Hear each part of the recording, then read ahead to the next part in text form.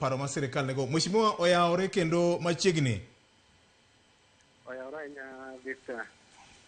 Kendo oyawore ne winjo Ramogi. Kamora mora magentie. Victor, I'll step out in 5 minutes. I hope we can engage in 5 minutes. Erokamano. Because I was presiding over a function. Yes. Erokamano. Mheshimiwa ne watemo gombo ng'eyo ahinya. Nyo iketo lendo e Gazette ite maromo ang'wen te kitemo lero ne jopiny paro maungo mar medo kelo usuru mamoko mane ong'udho oko gi jopiny ndalo mag ng'anyo mag Gen Z gi. Dwaro maru kaka sirkal en mane? To dhi konyo japiny nade?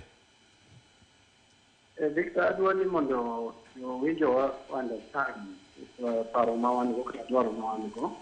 Ing'eyo ni lokruok nyaka bedie mondo mi ohala kata business odhi maber in the country. Kata weche mang'eny mamako ji e yore mopogore opogore ota maber nyaka tim lokruok gik miluongo ni policies kata gik matayo kaka gigo timore. Koro nitiere king'iyo finance bill ma 2024 ne nitie weche mang'eny mane ber to nikech kaluwore gi weche mabene richegi omiyo ne owitgi oko te. Koro ne wawacho ni nowit nyathi gi tinuok. Yeah?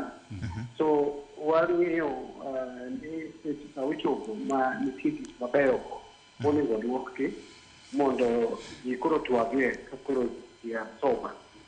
Now, gima natimo nikech ing'eyo gima nokelo tabu manomiyo jo-Kenya ne ok mor ahinya gi weche chike mane ogo piny ne en ni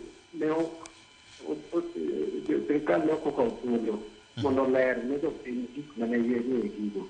Kuom mano nakungo aoro kwayo kuom jopiny dwe mar 9 tarik 17 namiyo jo-Kenya thuolo nyaka tarik 4 dwe mar 10 mondo ogolnwa pachgi e lokruok moko minyalo tim e weche mag laws to gi weche mamoko gin weche 4.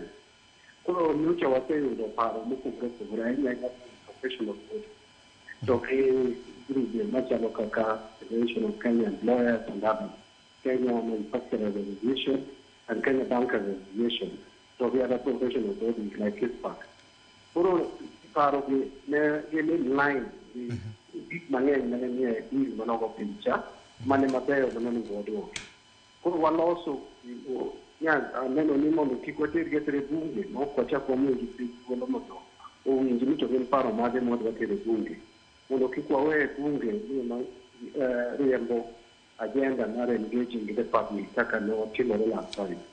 Omiyo ne aketogi oboke ni wide circulation, standard regulation gi SHA mondo jokanyo somgi. To king'iyo pogruok mantie ne waketo lenya paro ka paro ma waketo ni wadwa tere bunge waexplain ne jopiny kata ng'ama ok osomo weche mag tax, economic gi finance nyalo bedo gi winjo makare. Koro gigi waketo ne jopiny mondo timie twak. Ka nitie paro moro mok ber jopiny nyisowa sani to wagole oko, to ka nitie mabeyo to bende wachoro mbele. Nitie weche ariyo kende madwa wacho kaka kotieko. Achiel en ni king'iyo weche chike mwaketogi kata paro mwagologi nitiere gik mabeyo manyocha ni kata finance bill 2024 madino konyo kata jopiny ma ok ochuno ni nyaka sirkal yudi usuru. Ng'eny ng'eny gi miyo sirkal wito usuru. Achiel kuom gi en wach miluongo ni tax amnesty mwamiyo thuolo joma ni one reason or another ne ok ichulo osuru to koro ibandi nyaka penalty gi interest. To inyalo chulo the principal to moko ginyalo tami. Miyo thuolo nyaka dwe mar 6 mondo ichul mana principal kende. Koro mano miyo joma ne ochulo osuru thuolo. Mar ariyo ineno ka nyocha okel weche mag housing levy, okel weche mag social health insurance fund shift in under SHA. Magi duto nyocha onge gi tax relief on them. Koro wakelo chik magolo gi oko kuom kapok oko kwan mar osuru ikungo igolo gi oko iyudo relief kuom osuru jo tich mayudo mshahara ywak ni ngima tek ne gi adieri ni wamedo osuru onyocha Kenya medo osuru e weche mag health insurance fund en koro 2.75%, wach mar housing levy 1.5. Onego gimi yueyo, onego golgi oko kapok ogo osuru kuomgi. Ok onego gichak gichul osuru e pesa mabe ok iyudi. So mano wakelo. Machielo wakelo ni joma tiyo jotich sirkal komi chiemo gi employer mari. To nitiere pesa moko chiemo momino kata support moro amora ma employer mari ka itiyo na employer. Ok onego ichudi osuru ahinya. Koro wachiwo thuolo ni pesa ma employer uyi weche ma mondo eriemb tij employer ni ok nitiere kiwango moro dwe ka dwe mar 5,000 ma ok onego koro chulie usuru. To gi pension kaka registered pension contributor registered pension scheme ok onego chulie usuru. Then machielo en pension ma giyudo. Sani retire Victor from Royal Media at the age of 60, techulo usuru a pension ni major Royal Media ni. To kana ngamugi kigapta uchem ga digital chulo usuru.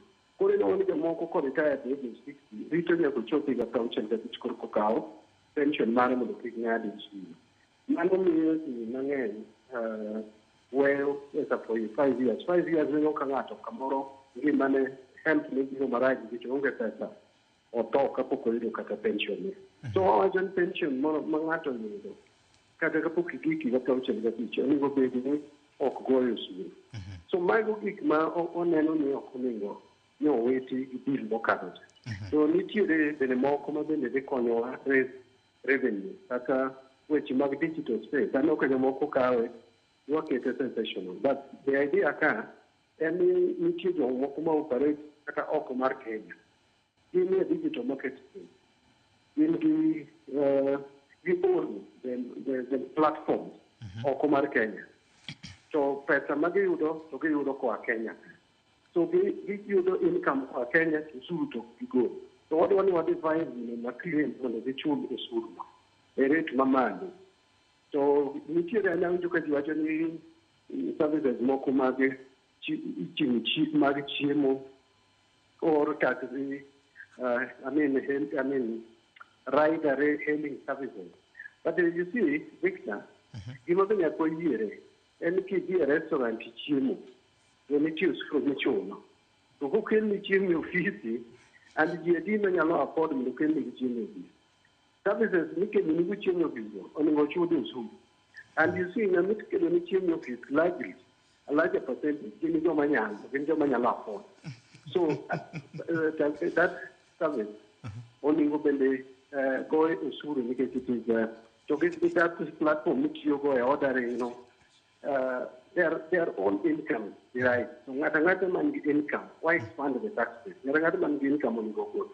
But kati ko tanya lom na wacho ni marketing power market to the joking. You money Victor on Wednesday, on Tuesday. On Wednesday, actually, what did they do? Town hall meeting. Maobru Nisu Gay, Maobru Tuake, Kenya National Treasury. One explain each and every item. Manage this tax laws, market bills, market levy. Mondo Kenya will be Majo Kenya of the issues, we will remove what will go local.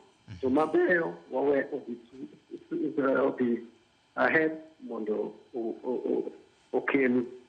Youth ne jok ma erokamano ahinya mheshimiwa